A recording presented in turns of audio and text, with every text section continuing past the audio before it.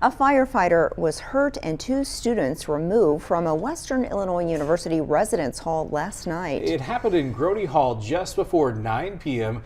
A spokesperson says Macomb firefighters responded to a water flow alarm. They were told about smoke and flames coming from rooms on the from one of their rooms on their way to the scene. The blaze was contained to a trash can, though, in a room. An injured firefighter was taken and released from the hospital.